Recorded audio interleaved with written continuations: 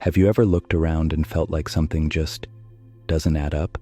Like the world around you is slightly off, too scripted, too shallow, too predictable. You go through your day. You do what's expected. You smile when you're supposed to. You feel what you think you should feel. But deep down, there's this quiet, persistent unease, a whisper that says, none of this feels real. It's subtle. It doesn't scream. It doesn't announce itself. But it's always there, in the background of every conversation, behind every advertisement, beneath the surface of your daily routine. You can't quite name it, but you know it's there, like you're living in a set built to look like life, but not be life. And maybe you've tried to shake it off. Maybe you've told yourself it's just stress or burnout or overthinking. But what if it's not? What if that sense of disconnection is actually a signal? What if the reason life feels fake is because parts of it are? From a very young age, you were told what reality is. You were given names for things, labels, rules, frameworks. You learned what was true and what wasn't. But none of it was your choice. None of it was your discovery. You inherited someone else's version of the world, and then were expected to live in it like it was your own. But what if the version you were handed was a lie? Not a malicious one, a convenient one, a structure, a system, designed to keep you operating within certain limits, to make sure you fit into the machine, to ensure you never ask the kind of questions that could tear the whole illusion apart. And here's the hardest part. The illusion doesn't just live out there. It lives inside you, in your thoughts, your beliefs, your reactions, your definition of normal. You see, the illusion was never meant to feel wrong. It was designed to feel comfortable, familiar, safe. That's why it works so well. It wraps itself in repetition, tradition, routine. It gives you a path and says, follow this, and you'll be okay. And for most people, that's enough. They walk the path, they follow the rules, they play the role, and they never question who wrote the script. But you feel it. The cracks in the set, the seams in the story, the way people say things they don't mean, laugh when they're dying inside, chase goals they never chose.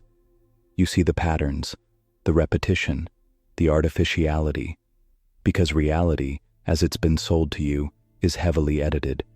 It edits out silence. It edits out intuition. It edits out the mystery of being alive. And in its place, it inserts structure. Structure you didn't ask for. A system built not to awaken you, but to keep you occupied, entertained. Think about it. From the moment you wake up, you're fed stimuli, screens, notifications, news, content, all designed to keep your attention locked outward. Because if you were to turn it inward, you might start asking the questions that undo everything. Questions like, who decides what's real? Why do we all agree to pretend that this is normal? What if reality is not what's in front of us, but what's hidden underneath it? They don't want you to ask those things. They want you to keep scrolling, keep buying, keep comparing, keep performing. Because a person who questions the nature of their reality is a person who can no longer be controlled by it. And that's what makes you dangerous. The deeper truth is this: the illusion isn't just around you, it's inside you. It's in the way you think, the way you judge, the way you interpret every single moment. You were trained to see life through a filter, and that filter wasn't made for clarity. It was made for control. You've been taught to value the visible, the measurable, the nameable. If something can't be defined, categorized, monetized, or explained, it gets dismissed. You've been trained to mistrust your own direct experience, your gut feeling, your intuitive sense. Instead, you rely on external validation. You wait for someone else to tell you what's real. And reality, it becomes a second-hand experience, a processed, repackaged simulation of life. You're not living, you're watching yourself live. You don't feel, you analyze the feeling. You don't ask what you want, you ask what's acceptable to want. This is the hidden cost of a constructed world, a reality that values performance over presence, that rewards conformity over curiosity, that tells you exactly how to be, and then sells you back your worth if you fit the mold. It's not that people are fake, it's that they've been trained to act real, to play the part so well, they forget they're acting. And when someone stops playing, when someone starts asking why, everyone else panics, because your awakening threatens their illusion. That's why people say, "You've changed," when you stop following the script. That's why they resist your questions, not because they have answers, but because they're afraid they'll have to start questioning too. And deep down, they feel what you feel, that same sense of emptiness, of being disconnected, of walking through a life that doesn't feel entirely theirs. And the more you see it, the less you can pretend. You can't go back to sleep once you've noticed the dream. You can't unsee the artificial once the real starts to whisper through. That whisper is truth, and once you hear it, you're not in the illusion anymore. You're standing just outside of it, watching everything inside start to fall apart. So what is real? That question sounds simple, but sit with it, really sit with it, and the world starts to dissolve. What is real? Is it what you can touch, what you can see, what you can prove with numbers and facts? That's what you were taught. Reality is objective, measurable, agreed upon. But think about this. Everything you've ever known, everything you've ever seen or felt, has happened inside your consciousness. Every color you've seen is processed by your mind. Every sound, every face, every so-called fact has passed through your personal filter before becoming part of your version of reality. So if your mind is conditioned, then so is your reality. This doesn't mean nothing is real. It means your access to reality is layered, filtered, framed, and most of those frames weren't put there by you. The real world, the raw, unfiltered now, isn't something you look at. It's something you enter. But you can't enter while clinging to what you think you know. You have to drop the script, the labels, the identities. You have to stop needing everything to make sense. Because the truth isn't always logical. Sometimes it's silent. Sometimes it shows up in the spaces between words, between thoughts, between breaths. But the system never gives you those spaces. It keeps your mind busy, endlessly busy. That way, you never have to feel the discomfort of not knowing. You never touch the edge of the illusion, where your programmed mind starts to glitch and fall apart. And that's where reality begins. At the edge of the glitch. In the pause after the question. In the moment where nothing feels certain anymore. And yet, everything feels possible. This is the beginning of real seeing. Not through your eyes, but through awareness itself. Not through thought, but through presence. Because reality isn't something you confirm. It's something you remember. If something in this is waking you up, subscribe, and let the code keep unfolding. You start to notice something strange. The more you question the world outside, the more you begin to question the world within. And when you look closely enough, you realize they are the same. The illusion out there of order, of meaning, of control, is mirrored by the illusion in here. The story you tell yourself about who you are, what life is, what matters. And that story, it was never yours. You were born into it. The moment you took your first breath, it began writing itself around you.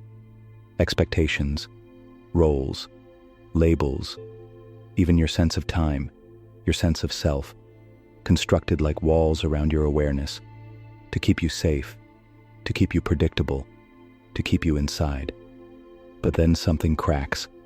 A moment of stillness, a moment of presence, and suddenly the story stops, the noise fades, and what's left is you, not the character, not the thinker, not the voice in your head, just you, watching, breathing, being. And in that being, something starts to unfold.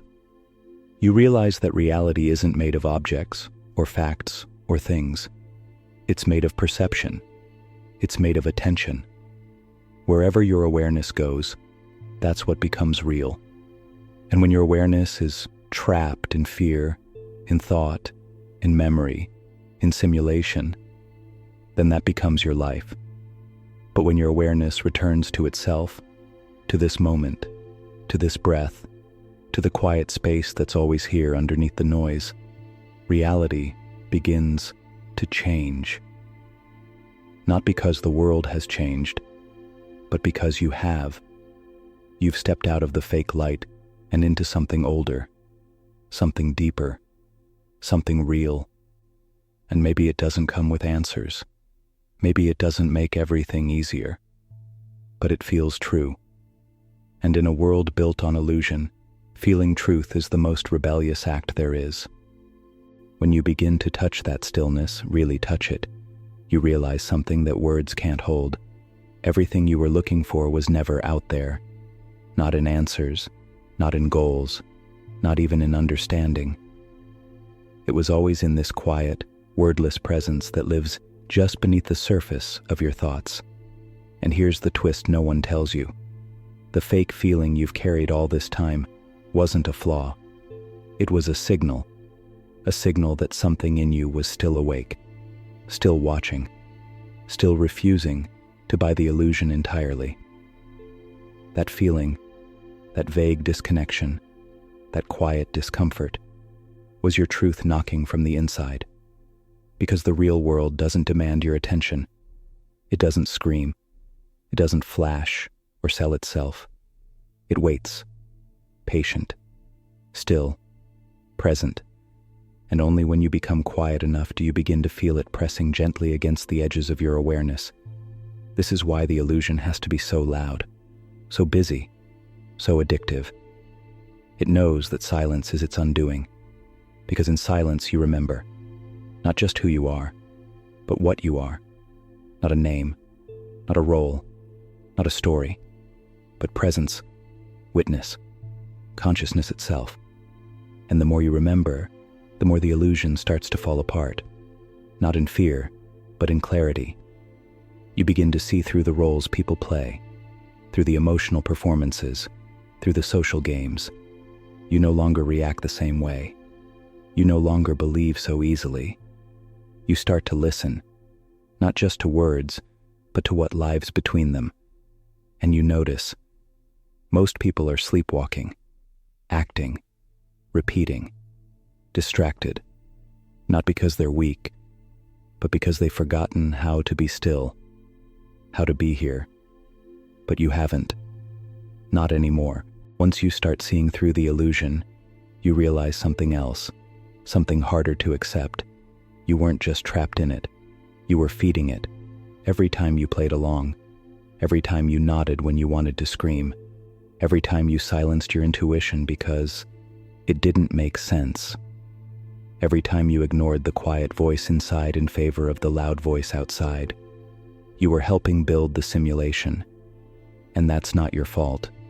You were trained to do it, rewarded for it, told it was maturity, responsibility, sanity. But deep down, you knew. You always knew. You knew that something about the way we live doesn't align with what we are, that waking up tired every day to chase money, perform identity, meet expectations, check boxes, and call that a life. That isn't life. It's theater. It's programming. It's sleep. And when you finally step back from all of it, from the roles, from the hustle, from the constant performance, you start to see just how deeply the illusion runs, not just in society, in you, your sense of self, your beliefs, your fears, your dreams, all shaped, filtered, templated. But here's the miracle. If it was built, it can be unbuilt.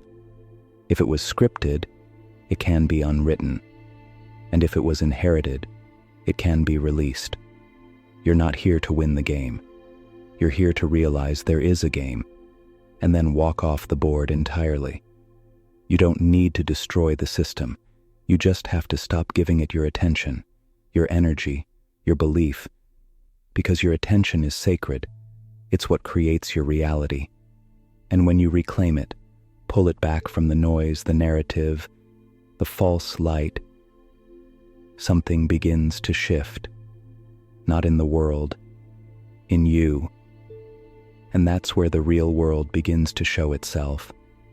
Quietly, subtly, in the places you forgot to look.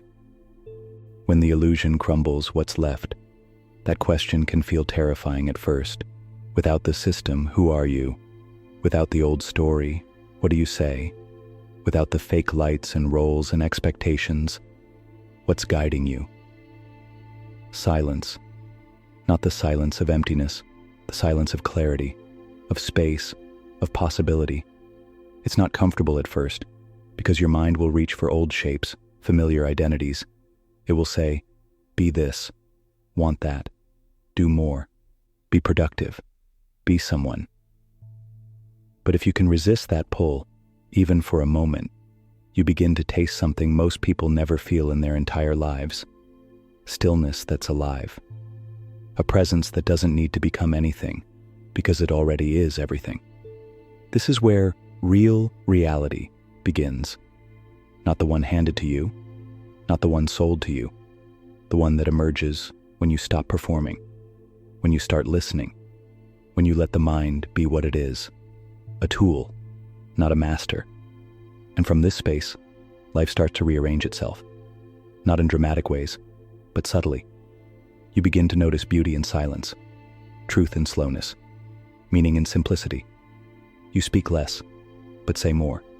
You do less, but move with more intention. You let go, but feel more whole. Because now, reality isn't something to chase. It's something to feel, something to align with, something that responds to your state, not your struggle. And the most incredible part?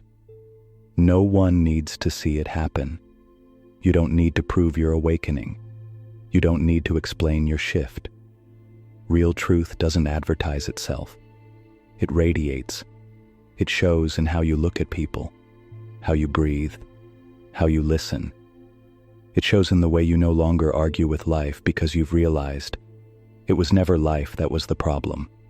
It was the lens, the noise, the illusion. Now, without it, you're finally home. Now that the illusion has thinned, now that you've stepped through the static, you begin to see it clearly. The world was never hiding truth from you. You were trained to look everywhere except where truth lives, not in screens, not in noise, not in endless explanations, but here, now, in this breath, in this exact moment where nothing is missing except your attention. You realize the system didn't need to imprison you. It just needed you distracted, disconnected from yourself, drifting, always seeking, never arriving. Because an awakened being, still, aware, grounded in the now, is a system breaker. And the biggest secret? You never had to escape the illusion. You only had to stop believing in it. The moment you stop feeding it, with your fear, your doubt, your energy, it collapsed. You are not here to survive a fake world. You are here to remember what's real and live from that place, to embody it quietly, to carry it lightly, to ripple it outward without ever saying a word, because truth doesn't convince, it reveals. So here's the only question that matters now. If the world you've always known was an illusion, then what kind of reality would you create if nothing was holding you back? Tell me below, not with what you think, with what you feel.